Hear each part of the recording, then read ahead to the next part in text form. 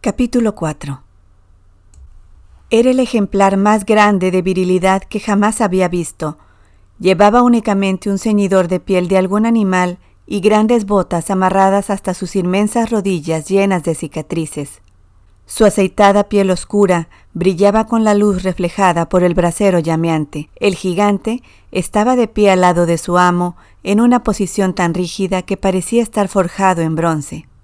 «Este es Chem, mi guardia personal y compañero de toda mi confianza», me explicó José después de que nos terminamos un desayuno de pan caliente con miel y queso.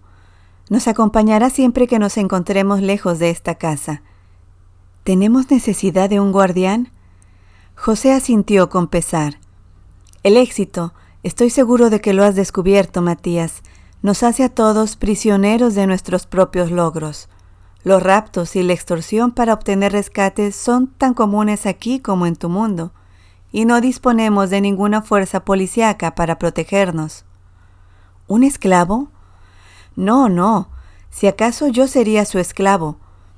Chem era uno de mis conductores de camellos hace muchos años, cuando fuimos atacados por una banda de malhechores cerca de Petra. Armado solamente de un espadón, dio muerte a 9 de ellos y estranguló a los otros 2. Desde entonces ha permanecido muy cerca de mí, mi orgulloso nabateo, y además habla varios idiomas, así que no habrá problemas de comunicación entre nosotros», dijo el anciano, y después señaló hacia mis mejillas y mi cuello. «Tienes varias heridas recientes esta mañana, Matías». «Afortunadamente no me degollé. Una navaja de rasurar recta de bronce es un arma peligrosa, José. Con la práctica creo que podré hacerlo mejor». «Muy bien, vamos, empecemos con nuestros asuntos. Mi carruaje ya está dispuesto y Chem nos llevará al templo, al otro lado de la ciudad. Allí habremos de encontrar a Santiago». Nuestro descenso desde la parte alta de la ciudad fue fresco y cómodo en el vehículo resistente, aunque sin pretensiones, propiedad de José. Durante todo el trayecto el anciano no dejó de hacer comentarios. Sin embargo, muy pronto las mansiones señoriales y el camino sombreado por los cedros iban quedando atrás, y el recorrido se convirtió en una tortura que hacía castañar los dientes. Los remolinos de polvo rojizo llenaban el interior del carruaje, y el avance se veía interrumpido con frecuencia por las paradas bruscas y repentinas que nos sacudían. En 2 ocasiones resbalé al piso del carruaje y en otra me di un fuerte golpe en la cabeza al ser lanzado hacia atrás en el asiento, después de un viraje inesperado para evitar un rebaño de ovejas. Chem maniobraba hábilmente para controlar a los 4 caballos al galope, amenazándolos con el restallido feroz de un látigo de cuero, guiando a los animales a lo largo de un camino obstruido por ganado errante, niños que lloraban, perros vagabundos y hordas de peregrinos que arrastraban lentamente los pies en dirección al templo del monte Moriah. Por fin, debido a la inclinación del carruaje, me di cuenta de que ya habíamos atravesado la parte baja de la ciudad y ahora estábamos ascendiendo. El calor era sofocante y no había ninguna brisa que disipara las emanaciones del humo, de los desperdicios en putrefacción y de los desechos humanos que hasta ahora hacían que me lloraran los ojos. Apenas si escuchaba mientras José trataba de dirigir mi atención a la magnífica estructura del anfiteatro de Herodes, cuando el carruaje dio vuelta hacia una plaza activa y bulliciosa, dirigiéndose al norte. Unos momentos después, como ni siquiera había echado un vistazo al palacio Asmoneo ocupado por Herodes en sus visitas a la ciudad, el anciano me tomó las manos y se me quedó mirando a los ojos. «¿Te sientes mal, hijo mío?». «No, estoy bien». «Asustado. ¿Has empezado a arrepentirte de ese deseo tuyo?». «No a ambas preguntas». Mientras avanzábamos, trataba de recordar las preguntas más importantes que había acumulado en el transcurso de los años para que mi ficticia comisión las hiciera al hermano Santiago. ¿Y? Apreté los dientes y me obligué a responder. Estoy preparado, pero no lo estaba en absoluto para el edificio tan abrumador y majestuoso que se erguía por encima de mi cabeza cuando descendí del carruaje, después de que Chem detuvo a sus animales delante de una de las puertas de la muralla del templo. Ninguno de los dibujos, planos o modelos de arcilla que había visto de la prodigiosa estructura de Herodes le hacían justicia. Estupefacto, y sin poder pronunciar palabra, dejé que José me condujera a través de los arcos de la puerta de entrada, con Chem pisándonos los talones, hasta que penetramos al área testada del patio pavimentado con sólidos bloques de piedra pulida. Entonces, así fuertemente el brazo del anciano. Tenía que detenerme, tenía que concederme algún tiempo para recuperar mis sentidos, mientras ladeaba la cabeza como un turista, admirado ante esos magníficos picos de mármol y oro que se elevaban, una capa tras otra, a más de 90 metros de altura. Allá arriba, en algún sitio, sabía que existían unos peldaños de mármol conducentes a unas puertas sólidas enchapadas en oro y plata, las cuales yo jamás podría contemplar, puesto que no era judío. Esas puertas se abrían sobre un área llamada el atrio de los sacerdotes, en donde se encontraban un altar expuesto al cielo, en el cual se consumaban las ofrendas y los sacrificios. 2 puertas de bronce, de más de 18 metros de altura, se abrían desde donde se encontraba ese altar hacia el santuario, al cual solamente podían tener acceso las autoridades de la suprema jerarquía del templo. De acuerdo con mis estudios, por encima de esas puertas gigantescas, colgaba una inmensa vid forjada en oro macizo, cuyo valor era incalculable. En el interior del santuario, débilmente iluminado, 2 velos pesados, bordados con sedas preciosas en tonos azules, púrpura y escarlata, armonizaban con linos de repliegues delicados que colgaban de argollas de oro y boquillas de plata, que servían para dividir la habitación. La parte delantera, llamada el lugar sagrado, albergaba el candelabro de oro de 7 brazos, el altar de oro del incienso y la mesa del pan de proposición, cada uno de ellos un elemento importante en las ceremonias de los sacerdotes. Tras los velos se encontraba el Sancta Sanctorum. El templo original de Salomón había albergado el Arca de la Alianza, un cofre con cubierta de oro, dentro del cual se guardaban las 2 tablillas de piedra en las cuales, de acuerdo con los judíos, Dios había dictado los mandamientos a Moisés. Ahora la pequeña habitación se encontraba vacía y a oscuras, y nadie podía recordar cómo o cuándo se había extraviado el arca, o si algún conquistador se la había llevado. Aún así, el Sancta Sanctorum, el cual solamente tenía acceso el sumo sacerdote, y eso solamente una vez al año durante el Yom Kippur, el día de la expiación, seguía siendo para todos los judíos creyentes el sitio en donde moraba la presencia de Dios. Estábamos demasiado cerca del edificio para ver su cúspide, pero era sabido que el techo exterior del templo, de forma oblicua, estaba formado por grandes hojas de oro martillado, alternadas con losas de mármol rosado y alabastro puro, tachonadas con clavos de oro largos y afilados, para empalar a cualquier ave suficientemente torpe que dejara caer sus deyecciones sobre la superficie sagrada. De un inmenso arco, fuera de la muralla, y frente a la ciudad propiamente dicha, en otros tiempos Herodes colgó un águila enorme, hecha de oro, pero antes de su muerte sufrió la humillación de ver cómo bajaban de allí para destruirlo su vulgar tributo a Roma. José seguía poniendo a prueba mi conocimiento, inclinándose cerca de mi oído, a fin de que pudiera escucharlo por encima del clamor de la humanidad que cantaba, gritaba y reía, y que empujaba y trataba de abrirse paso por todas partes, me gritó: «¿Cuál es el nombre de este patio?». Lo conocía, y así se lo dije. Este patio exterior, el patio de los gentiles, era tan espacioso que podía dar cabida a más de 300,000 visitantes, así como a incontables hordas de animales destinados a los sacrificios. Aquí se permitía la entrada a judíos y gentiles por igual, con libertad para reunirse, para negociar o simplemente descansar bajo la sombra de las grandes vigas de cedro, sostenidas por largas hileras de columnas de mármol de Corinto, algunas hasta de 4,5 metros de circunferencia, que rodeaban completamente el patio a todo lo largo de las 4 murallas de más de 305 metros de longitud.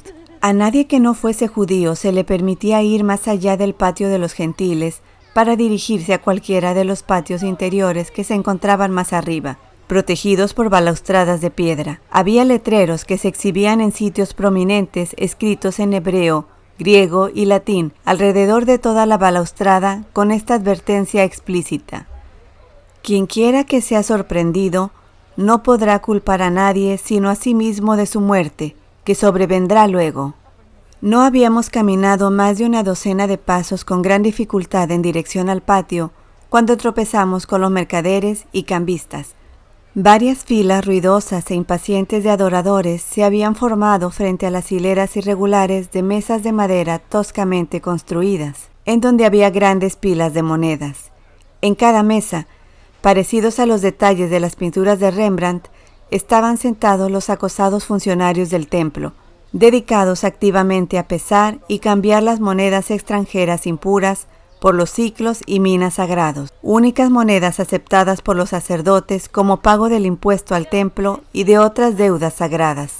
Detrás de cada cambista se encontraba de pie un imperturbable guardia, de aspecto hastiado, con los músculos y velludos brazos cruzados sobre el pecho y un gran garrote de madera colgando holgadamente de la muñeca. Más allá de las mesas de los cambistas estaban los fétidos y endebles establos, dentro de los cuales se apiñaban miles de ovejas y carneros, cabras y corderos, cuyos gritos y olores dominaban toda el área. Cerca de los animales estaban las jaulas de las palomas, precariamente apiladas, alrededor de las cuales se encontraban reunidos los peregrinos más pobres que no podían permitirse el lujo de presentar ofrendas mayores para los sacrificios.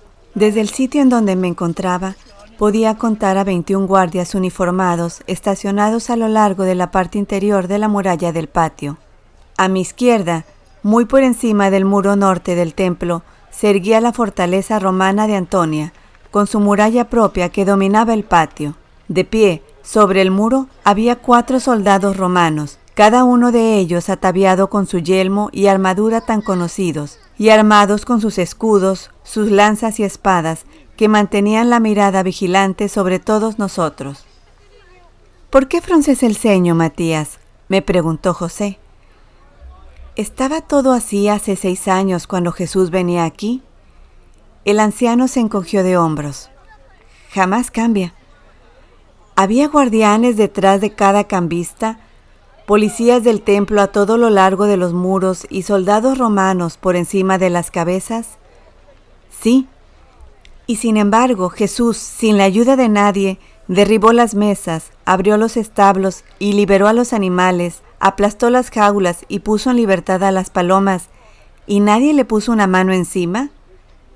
Eso fue lo que informaron quienes se encontraban aquí esa mañana. Yo no fui testigo de ese acontecimiento.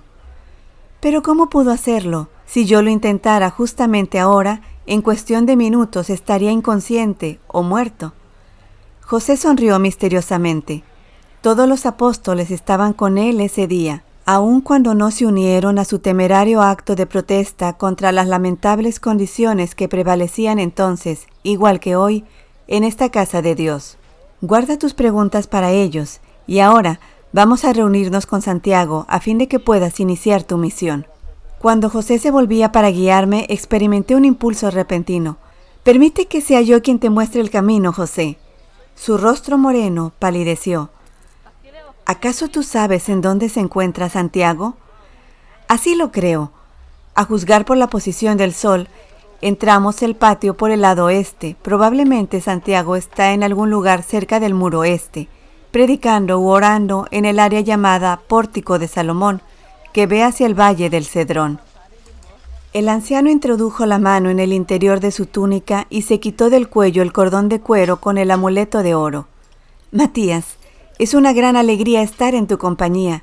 Mira, toma esto y llévalo debajo de tu túnica mientras estés con nosotros. Podría ser más sencilla tu tarea», sonrió, «y quizá aún te proteja de los espíritus malignos». En el acabado toscamente martillado del amuleto se recortaba la figura de un pez, y sobre esa figura un trazo burdo de un ancla. Sobre el cuerpo del pez estaban talladas 5 letras griegas. Por lo que sabía, era uno de los primeros símbolos de los seguidores perseguidos de Jesús, un predecesor de la cruz que los cristianos adoptaron más adelante. ¿Sabes lo que significan esas 5 letras griegas, Matías? Sí, forman la palabra griega que significa pez. Sus letras también forman un acrónimo con las iniciales de las 5 palabras griegas que significan Jesús el Cristo, Hijo de Dios, Salvador. ¿Y el ancla? Ya me tenía.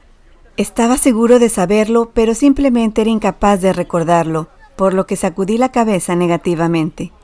Con gran regocijo, José unió las manos como si estuviera orando y las elevó hacia el templo en un acto exagerado de gratitud. Finalmente he logrado confundir a este brillante maestro de la historia y las palabras.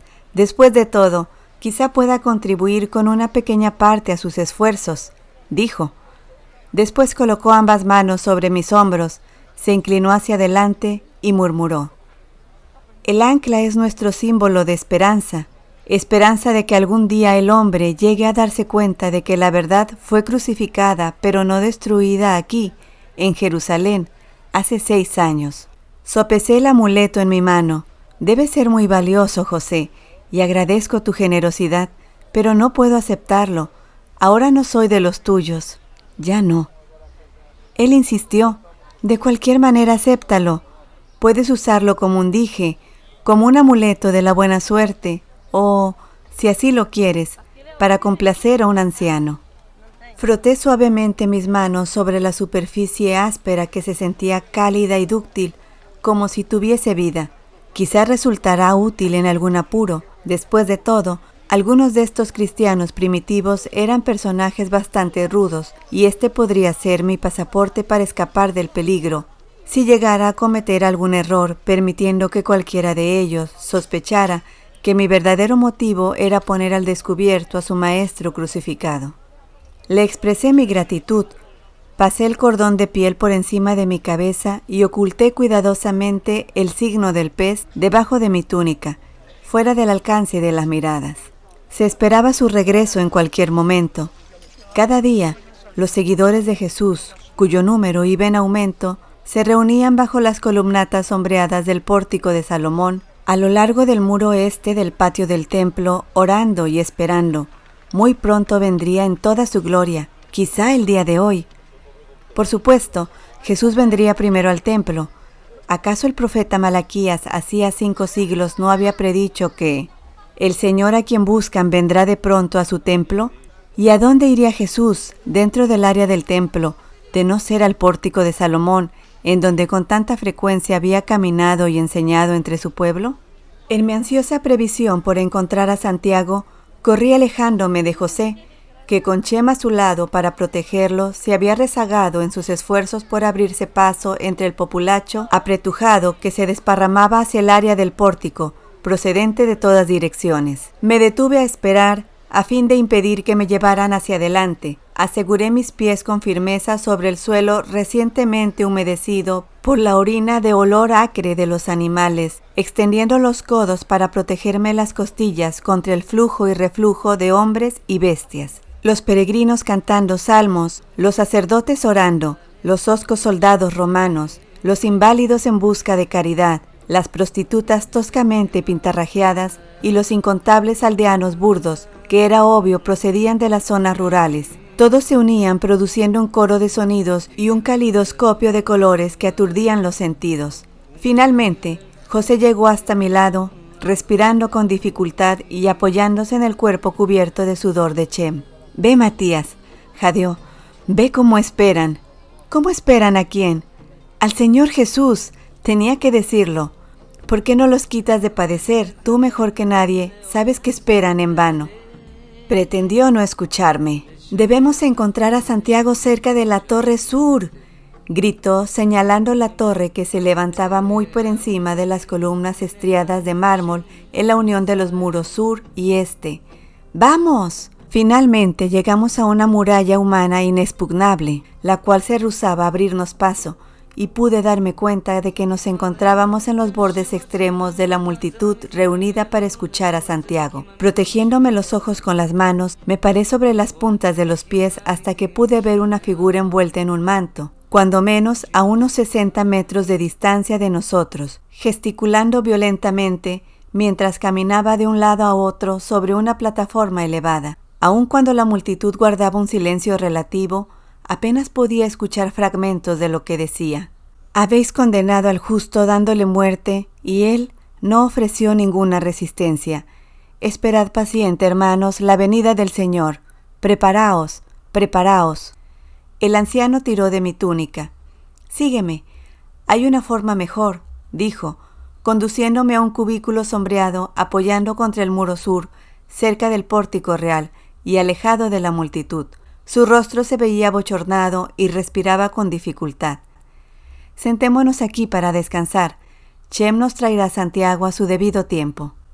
Cerca de nosotros pasó una figura de elevada estatura, ataviada con una túnica azul, con campanitas minúsculas colgando de su borde, que tintineaban suavemente a cada paso. Saludó inclinándose respetuosamente en nuestra dirección y siguió avanzando. ¿Un sacerdote del templo?, pregunté en voz alta. Sí, de una de las órdenes menores. Se necesitan más de 7,000 sacerdotes para servir a Dios y a su pueblo en este templo, Matías. ¿Burocracia aún en este lugar? José se rió entre dientes. Ah, sí. Dime, José, ¿por qué las autoridades permiten que Santiago, de entre todos, se dirija a las multitudes? ¿No se están buscando más problemas? José se encogió de hombros. Este patio exterior es para uso común, judíos y gentiles por igual. Cualquier hombre puede decir aquí todo lo que piensa, siempre y cuando no blasfeme ni incite a la gente a un motín. Como estricto observante de la ley, Santiago tiene tanto derecho como cualquiera a venir a este lugar y ser escuchado. Durante tus investigaciones, jamás debes olvidar que los discípulos y otros seguidores cercanos de Jesús son todos judíos piadosos. Para ellos, este templo sigue siendo el lugar más sagrado sobre la tierra, como lo fue siempre para Jesús, y aun si Santiago no aceptara el yugo de la Torá, incluyendo sus restricciones más opresivas, todavía así se le permitiría hablar. Pero por lo que he podido deducir, justamente ahora está diciendo a la multitud que si tiene paciencia pronto verá a su Mesías. Cualquiera puede proclamar que él mismo u otra persona es el Mesías, explicó José con paciencia. Seguramente tus indagaciones te han revelado que el Mesías tan esperado sería un hombre común y corriente, imbuido con el Espíritu de Dios, que un día llegaría para liberar a nuestro pueblo de la opresión. El Mesías no sería Dios, solamente su instrumento. Por consiguiente, Santiago no está blasfemando. Muchos han pretendido el título de Mesías para sí mismos o para otros a todo lo largo de nuestra historia. Aún ahora, aparece uno nuevo por lo menos una vez al mes, desvaneciéndose rápidamente en el olvido cuando sus hechos no van de acuerdo con sus palabras. Solo cuando uno de esos charlatanes autoungidos trata de organizar al pueblo en una rebelión contra nuestro organismo de gobierno, los sumos sacerdotes actúan con todo su poder antes de que la cólera de Roma caiga sobre nuestra nación y los inocentes tengan que sufrir junto con los culpables. ¿Y qué hace Santiago? ¿Acaso no está promoviendo la causa de su hermano muerto en una forma que podría trastornar a la clase gobernante? Mira esa multitud. Si estuviese organizada y armada, sería difícil controlarla. José suspiró. Desde su llegada a Jerusalén, poco tiempo después de la crucifixión de Jesús, Santiago ha estado caminando sobre terreno peligroso. Ha atraído a un gran número de seguidores entre la gente común y ha convertido a muchos a Jesús, gracias a su valor y a sus firmes convicciones. Por fortuna, para su propia seguridad, también se las ha arreglado para reunir a varios sacerdotes y fariseos, de manera que la jerarquía presta oídos sordos a sus observaciones más incendiarias. Aún así, estoy enterado por fuentes dignas de crédito de que sus palabras, en más de una ocasión, han provocado al sumo sacerdote, y esto posiblemente podría llevarlo a que se presentaran serios cargos en su contra. ¡José!, nos interrumpió una voz áspera. ¡José, mi querido amigo! Al escuchar su nombre, el rostro del anciano se iluminó y saltó de la banca. Yo hice lo mismo, sintiendo que las rodillas se me doblaban ante la figura apresurada que cada vez se aproximaba más, hasta que al fin me encontré frente a frente con el hombre a cuyo hermano yo había condenado ante el mundo como un fraude.